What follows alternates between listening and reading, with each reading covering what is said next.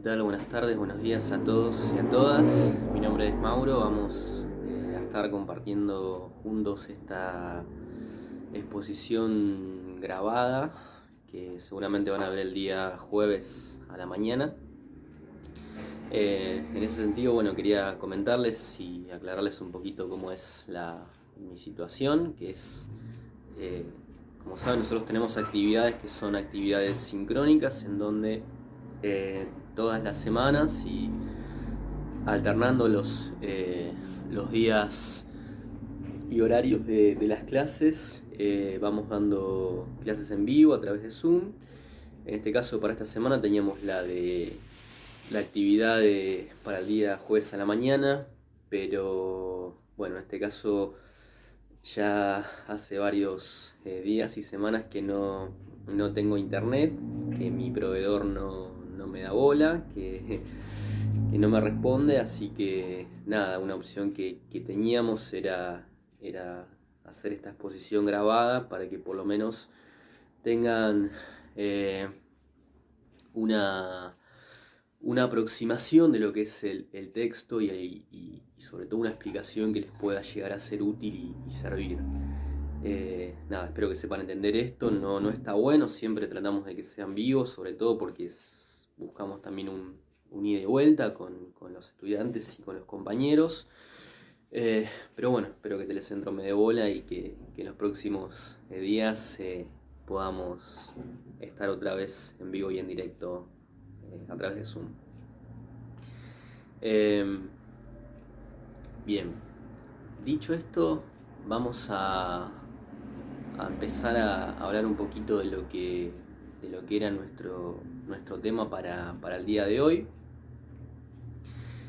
Para el día de hoy teníamos un apartado de un libro que es el Atlas de América y el Caribe, que siempre que lo damos en esta materia, lo tomamos como una especie de punto de partida eh, para lo que va a ser el año próximo la materia historia latinoamericana. ¿Sí? Ustedes hasta ahora estamos empezando a ver qué es esto de los procesos históricos, cómo los podemos estudiar, los modos de producción, vemos un poquito esto del Antiguo Oriente y demás, pero a partir de hoy nos vamos a meter en América, ¿sí? Y esto va a ser el puntapié inicial para lo que el año que viene va a ser historia latinoamericana.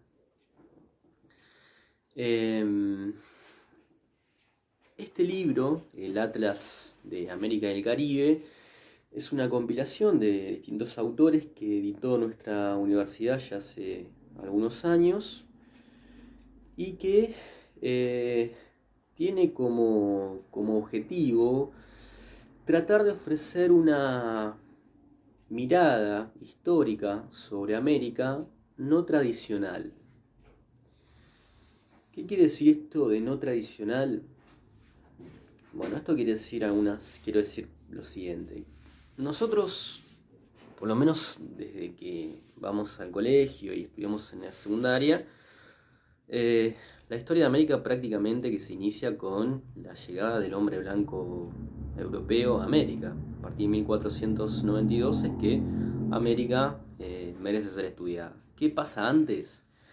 Y qué sé yo, están los incas, los mayas, los aztecas, pero nada más, no se sabe, no hay mucho más, no hay investigaciones que quieran decirnos qué pasaba antes.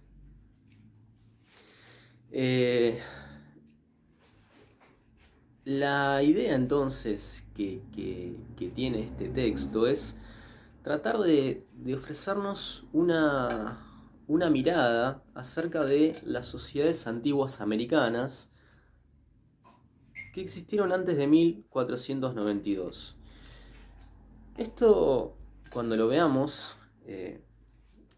va a implicar obviamente hacer un breve recorrido por estas sociedades, decir más o menos a qué se dedican, cuáles son las funciones económicas, militares, sociales, dónde habitan, pero también implica un desafío, y creo que esto es lo más importante de este libro, que es incorporar a estas sociedades a la disciplina histórica. Una cosita que acá me olvidé. El libro se llama Atlas de América del Caribe. La palabra Atlas, Atlas quiere decir colección de. Es una colección de mapas. Cuando lo vean se van a encontrar con muchas referencias cartográficas, con imágenes, mapas, que aluden justamente a esta idea, tratar de ofrecer distintos mapas de estas sociedades antiguas americanas.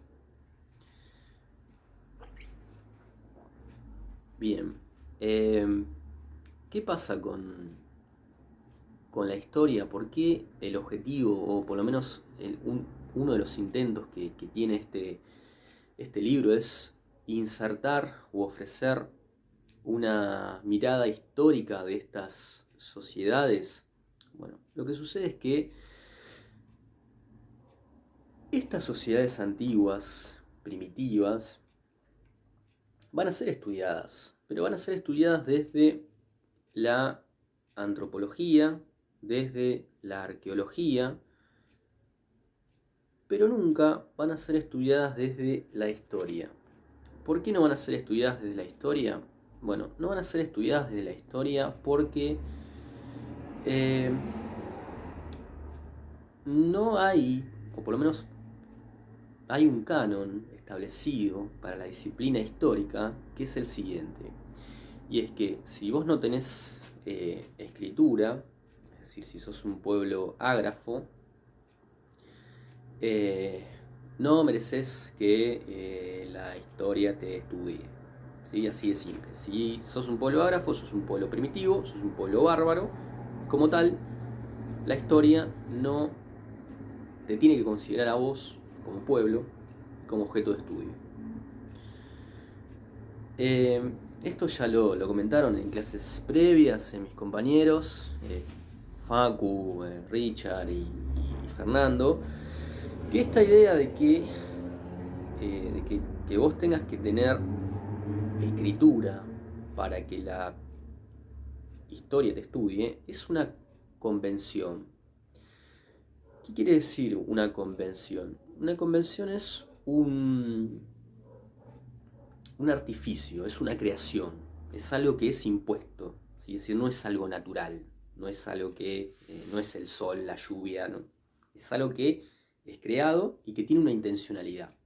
¿Cuál es esa intencionalidad? Esa intencionalidad es ocultar, y esa es la palabra, a todas estas sociedades, como las sociedades americanas, que carecían, que no tenían escritura.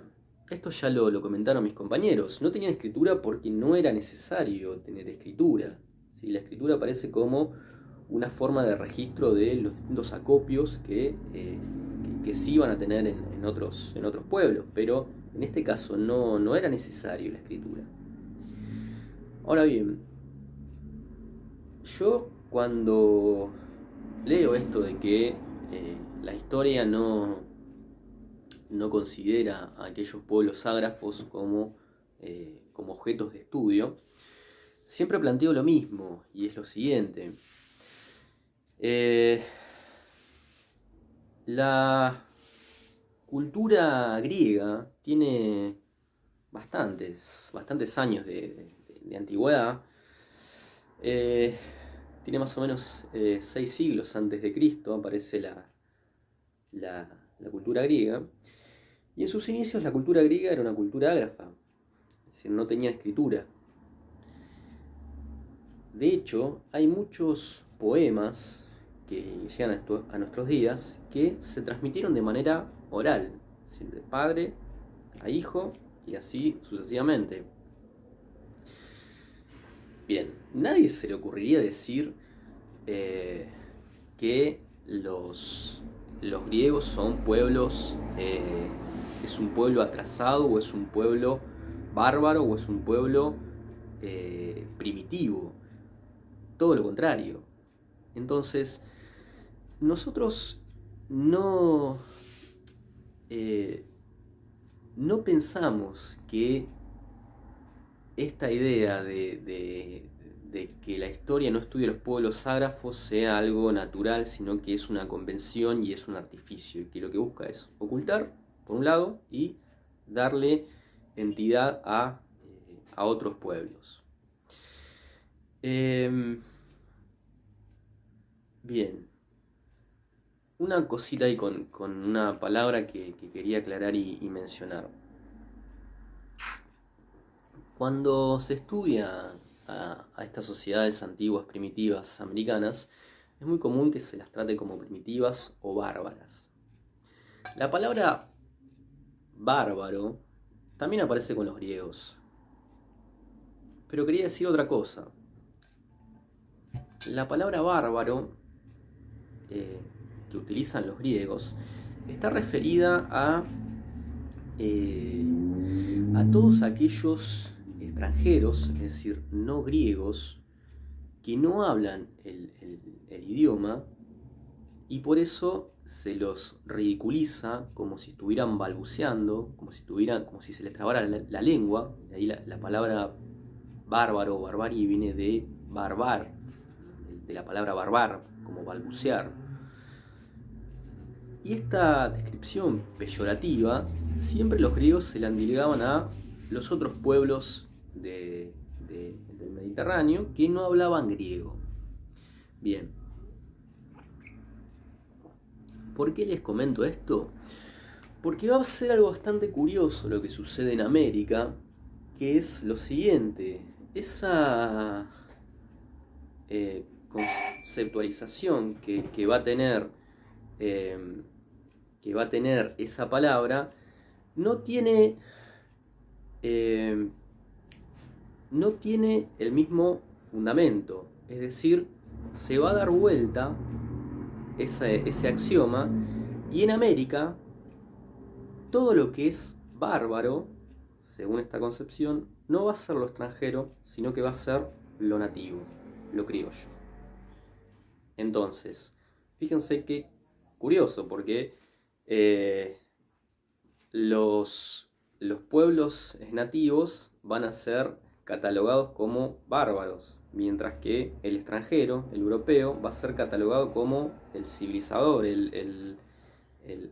como la gente que va a traer la civilización a estas tierras. Es algo totalmente distinto a lo que a la etimología, si se quiere, de la palabra. Bien. Entonces, ¿cuál es el objetivo de este trabajo? El objetivo de este trabajo es ofrecer una mirada alternativa de América, ¿sí? Tratar de ofrecer una mirada histórica, que es algo no tradicional, porque la historia tradicional no ha considerado nunca a las sociedades americanas como objeto de estudio, porque son culturas primitivas, bárbaras, fundamentalmente porque no tienen escritura. Entonces, ese objetivo que tiene este trabajo, que es ofrecer una mirada histórica sobre estas sociedades, va a constar o va a tratar de, por un lado, vamos a ver cómo se da la llegada del hombre a América, cuáles son las teorías que definen de dónde y en dónde aparece el hombre en América, por un lado. Por otro lado, vamos a ver cuáles son algunas características generales, no nos vamos a volver locos con esto de cuáles son el altar nos vamos a tratar de hacer una generalización de estas sociedades, sobre todo en cuanto a lo que tiene que ver al orden social, a la economía y al plano militar. Y también vamos a ver, siguiendo esta idea que tiene el texto, que vamos a ofrecer o vamos a tener una periodización, y esto creo que es bastante interesante. Recién me tocaron timbre, no sé quién era, espero no sean los de Telecentro. Vamos a tener otra periodización distinta a la que tenemos nosotros en la actualidad. Nosotros en la actualidad tenemos una periodización que tiene que ver con Jesucristo, ¿sí? Estamos en el año 2020 y eso tiene que ver con un hecho que pasa en Asia. Bien, la periodización que nos ofrece este texto es algo bastante interesante porque nos habla de que estas sociedades las podemos estudiar a partir de la sigla AP, que quiere decir antes del presente, ¿sí? Entonces, cuando veamos, por ejemplo, que una sociedad está en el año, no sé, 1000 AP, bueno, es 1000 antes del presente. Esa periodización creo que es muy importante porque trata de romper un poquito con esta idea monotemática de que la historia de América está atada a la historia de Europa. Entonces, nuevamente, el objetivo de este trabajo es ofrecer una mirada no tradicional, alternativa a la mirada histórica tradicional, haciendo hincapié en la llegada del hombre a América, en las características generales de estas sociedades y sobre todo y fundamentalmente ofreciendo una periodización alternativa a la que conocemos en la actualidad. Bien, dicho esto, vamos a decir lo siguiente. Ese es el objetivo de este trabajo, ¿sí? Ofrecer una mirada alternativa a las sociedades antiguas americanas. Bien, ¿cuál es la mirada tradicional que se tiene sobre las sociedades americanas primitivas? Antiguas. Lo primero que tenemos que decir es que siempre que nos preguntamos quiénes habitaban estos suelos antes de la llegada del hombre blanco a este continente, del hombre europeo, siempre es redundante caer en esto de, bueno, los mayas, los aztecas y los incas, ¿sí? Y de eso hay algunas referencias, algunos estudios. Pero la alusión a estas culturas lo que hace es ocultar y socavar al resto de las sociedades americanas. Es decir, si vos no sos maya, azteca o inca, prácticamente literalmente quedaste fuera de la historia. Entonces, eso por un lado es parte de la propuesta tradicional que tiene la historia con respecto a estas sociedades. Y la otra propuesta que siempre aparece por parte de la historia academicista y áulica europea y occidental es que estas sociedades sí se pueden estudiar, pero no desde la historia. Se pueden estudiar desde la antropología o desde la arqueología. ¿Por qué? ¿Por qué sí la arqueología y la antropología y no la historia? Bueno, acá es algo bastante elocuente. La idea de meter toda esta cultura antigua y americana y encorsetarla como si fuera un objeto de estudio exótico tiene como finalidad no darle una entidad vívica, es decir, no darle una entidad no hacer que esa cultura pueda ser incorporada a nuestra cultura actual. Es decir, se los mete en los museos, toda esta cultura es metida en un museo a través de momias, de objetos, de utensilios, de herramientas. ¿Para qué? Para que uno cuando va ahí, claramente lo que ve es algo exótico, es algo antiguo, es algo que no tiene nada que ver con nosotros. Entonces, el texto nos va a decir que las ciencias naturales, sobre todo los museos, van a ser el objeto o va a ser el lugar en donde esta cultura los rasgos de esta cultura se van a encontrar. Es decir, millones de personas van a ser cosificadas y van a ser expuestas como algo exótico. Acá hay una frase, un párrafo de Eduardo Galeano, que si bien lo tienen acá y lo van a poder leer, no quería dejar de comentarlo porque me parecía importante y bastante elocuente. Galeano nos dice: la historia oficial nos invita a visitar un museo de momias. Así no hay peligro. Se puede estudiar a los indios que murieron hace siglos y a la vez se puede despreciar o ignorar a los indios que viven ahora. Se puede admirar las ruinas portentosas de los templos de la antigüedad mientras se asiste de brazos cruzados al envenenamiento de los ríos y arrasamiento de los bosques donde los indios tienen morada en la actualidad. Toda esta exposición por parte de la cultura europea sobre las sociedades americanas va a tener un sustento ideológico que va a ser el positivismo.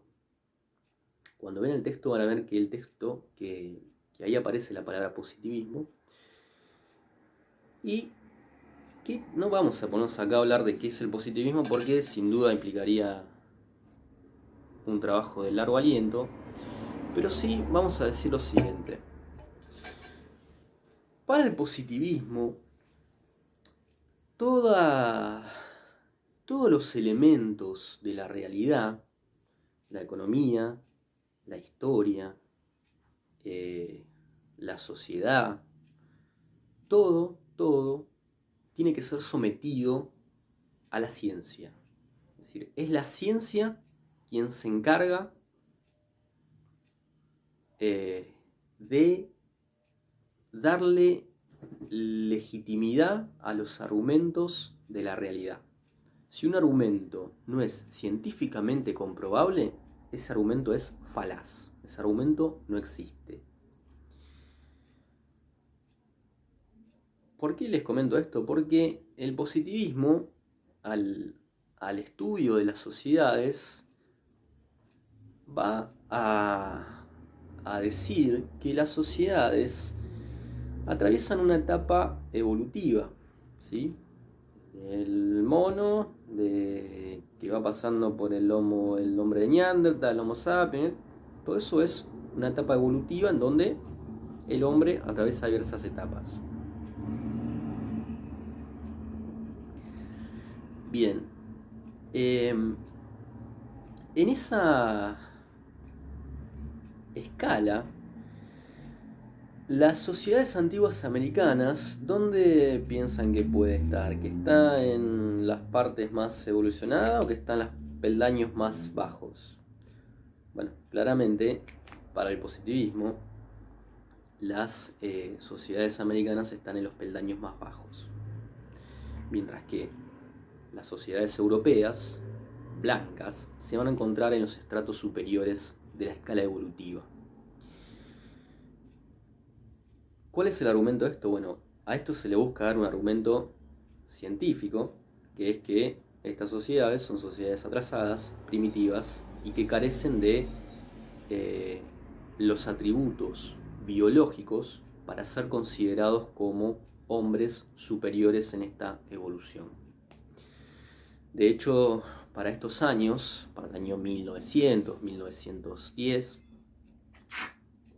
es muy común encontrar estudios en donde lo que se busca es legitimar la supremacía blanca. Entonces, por ejemplo, se va a analizar el cráneo de un hombre blanco, compararlo con el de un hombre negro, y se va a decir que el hombre blanco es más inteligente porque su cavidad craneal es más grande. Bien, esto vamos a ver que va a servir para legitimar esta escala evolutiva que es racial y que va a tratar de colocar en los estratos superiores al hombre blanco europeo y va a tratar de legitimar a todo lo demás. Entonces, el positivismo va a ser la ideología que va a sustentar este ocultamiento por parte de la historia áulica occidental, que va a dejar solo que sean estudiadas las sociedades americanas por parte de la antropología o la arqueología, nunca por parte de la historia. Y ese es un intento que va a tratar de cumplir este trabajo. Bien.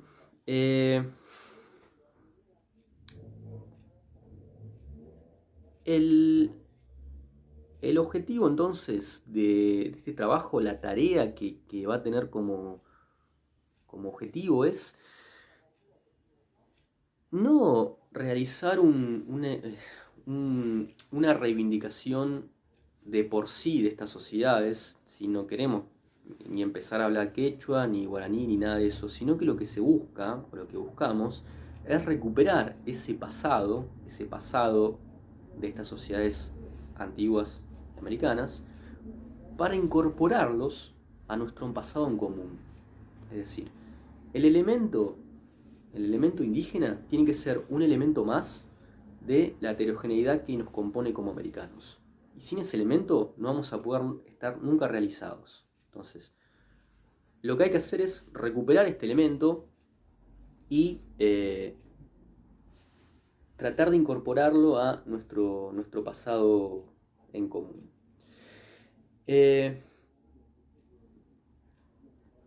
Claramente la idea de recuperar este pasado en común implica una revalorización de la cultura de estas sociedades, y esto es importante porque cuando vean el texto vamos a ver que el texto va a decir que no solamente se produce un genocidio de estas sociedades, sino un etnocidio. La palabra etnocidio, la palabra sidio, quiere decir destrucción. De ahí la palabra homicidio o femicidio o genocidio. Entonces, ¿qué busca este trabajo? Lo que busca es recuperar parte de esta cultura para poder incorporarla a este pasado en común y sobre todo a un pasado histórico. Una cosita más que es importante destacar: el texto dice algo importante que seguramente lo habrán visto cuando hicieron el curso de ingreso, que es que aquel que se impone en la batalla cultural, aquel que domina, es el que nomina, es el que le pone nombre a las cosas. Esto es importante porque lo podemos decir en pocas palabras: ni América era América, ni los indios eran indios antes de la llegada del hombre blanco en 1492. Es decir, yo no estoy, estamos en el año 1300, estamos en América antes de la llegada del hombre blanco. No vamos a encontrar a gente que nos diga yo soy indio o yo soy americano. Esa nominación tiene que ver con parte de esa imposición cultural europea. Bien, vamos a hablar entonces ahora un poquito de lo que es la periodización de América, en lo que nos ofrece acá el texto. De dónde aparece la llegada del hombre, de dónde surge, y después vamos a hacer una caracterización a grandes rasgos de estas sociedades. Y después, a lo último, les voy a comentar unos párrafos, unas líneas de este libro, que es un libro de Rodolfo Kusch, que habla sobre América y sobre todas estas cuestiones que me parecen bastante interesantes traerlas a colación, porque tienen que ver con cómo incluso hoy todo lo que tenga que ver con el mundo indígena nos resulta algo extraño a nosotros. Así que bueno, vamos a ver.